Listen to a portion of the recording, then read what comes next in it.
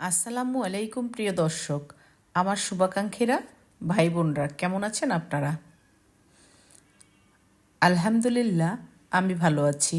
আশা করি আপনারাও ভালো আছেন। এই রমজানে নিশ্চয়ই সবাই ফুরফুরে মেজাজে আছেন। এইবারের রোজাগুলো সত্যিকার অর্থেই খুব সুন্দরভাবে কাটছে। অতিরিক্ত ঠান্ডা নেই, বেশি গরম নেই, খুব সহজভাবেই কেটে যাচ্ছে রোজাগুলো। আলহামদুলিল্লাহ, সপ্তম রোজা পার করলাম, খুব ভালো লাগছে। আশা করি আপনারাও রোজাগুলো রেখেছেন ও অনুভব করেছেন রোজার শান্তি। আমার মনে হয় এইবার যারা রোজা রাখতে পারেনি তারা আর পারে কিনা সন্দেহ আছে। যাই হোক, যারা এখনও রোজা না রাখা শুরু করেননি তারা শুরু করে দেন, নিশ্চয়ই এর ফল ভোগ করবেন আখিরাতে। যাই হোক, আজ আমি আপনাদের সাথে আলোচনা করব তারাবি নিয়ে। সম্পূর্ণ আলোচনা। তারাবি নিয়ে অনেকেরই অনেক মতবাদ রয়েছে, সে বিষয়ে আমি ক্লিয়ার করে আলোচনা করব। তারাবি নামাজ সম্পর্কে বিস্তারিত পূর্ণাঙ্গ আলোচনা। তারাবি নামাজ রমজান মাসের বিশেষ ইবাদত। কিয়ামুল লাইল রাতের নামাজ এর অন্তর্ভুক্ত, মানে এটা হলো রাতের নামাজ। কিয়ামুল লাইল মানে রাতের নামাজ এর অন্তর্ভুক্ত হয়ে আছে, যা রমজানের বিশেষ গুরুত্ব পায়। রাসূল সাল্লাল্লাহু আলাইহি সাল্লাম নিজে এই নামাজ আদায় করেছেন এবং সাহাবায়ে কেরামকেও উৎসাহিত করেছেন। তারাবি শব্দের অর্থ ও উৎপত্তি। তারাবি শব্দটি আরবি তারবিহা থেকে এসেছে, যার অর্থ বিশ্রাম নেওয়া। সাহাবায়ে কেরাম রমজানে দীর্ঘ সময় ধরে নামাজ পড়তেন এবং প্রতি 4 রাকাত পর কিছুক্ষণ বিশ্রাম নিতেন। সেই বিশ্রামের কারণেই এ নামাজের নাম হয়েছে তারাবি। তারাবির সূচনা কিভাবে হয়?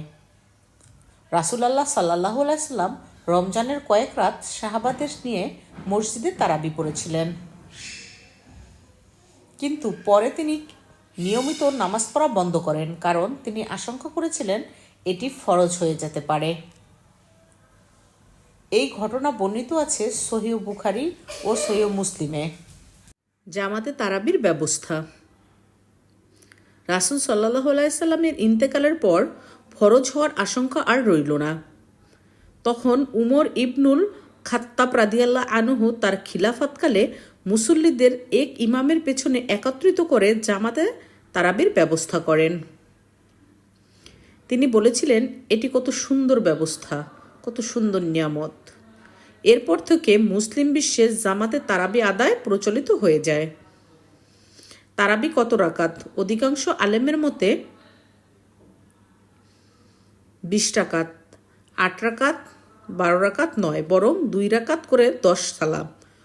অন্য মত, কিছু হাদিস অনুযায়ী 8 রাকাতের কথাও পাওয়া যায়। 4 মাযহাবের অধিকাংশ আলেম 20 রাকাতকেই অধিক গ্রহণযোগ্য বলেছেন। তারাবির সময় এশার ফরজ ও সুন্নতের পর শুরু হয়। বিতর আগে শেষ করা উত্তম, সাহরির পূর্ব পর্যন্ত পড়া যায়। তারাবির নিয়ম। নিয়ত মুখে বলা জরুরি নয়, মনে মনে ইচ্ছা করলেই যথেষ্ট। উদাহরণ, বাংলা অর্থ, আমি আল্লাহর সন্তুষ্টির জন্য রমজানের তারাবির 2 রাকাত সুন্নত নামাজ আদায় করছি। তারাবির ফজিলত। রাসূলুল্লাহ সাল্লাল্লাহু আলাইহি সাল্লাম বলেছেন, যে ব্যক্তি ঈমান ও সওয়াবের আশায় রমজানে কিয়ামুল লাইল আদায় করবে তার পূর্বের গুনাহ ক্ষমা করা হবে। বর্ণিত হয়েছে কথাটি সহিহ বুখারী শরীফে।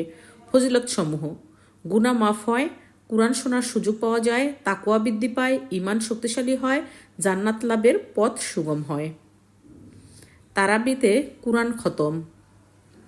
রমজানে তারাবির মাধ্যমে পুরো কুরআন খতম করা সুন্নত আমল। অনেক মসজিদে 30 দিনে 30 পারা পড়া হয়। কুরআন তিলাওয়াতের গুরুত্ব সম্পর্কে আল্লাহ বলেন, নিশ্চয়ই এই কুরআন সঠিক পথ প্রদর্শন করে। সূরা আল ইসরার 9 আয়াতে। তারাবির দোয়া বাংলায় উচ্চারণ করে বলছি। সুবহানাজিল মুলকি ওয়াল মালাকুত, সুবহানাজিল ইজ্জাতি ওয়াল আজামাতি ওয়াল হাইবাতি ওয়াল কুদরাতি ওয়াল কিবরিয়াই ওয়াল জাব্বারু, সুবহানাল মালিকিল হাইয়াল্লাযী লা ইয়ামু ওয়া লা ইয়ামুতু, সুব্বুহুম কুদ্দুসুম রাব্বুনা ওয়া রাব্বুল মালাইকাতি ওয়ার রূহ আল্লাহুম্মা আজিরনা মিনান নার ইয়া মুজিরু ইয়া মুজিরু ইয়া মুজিরু।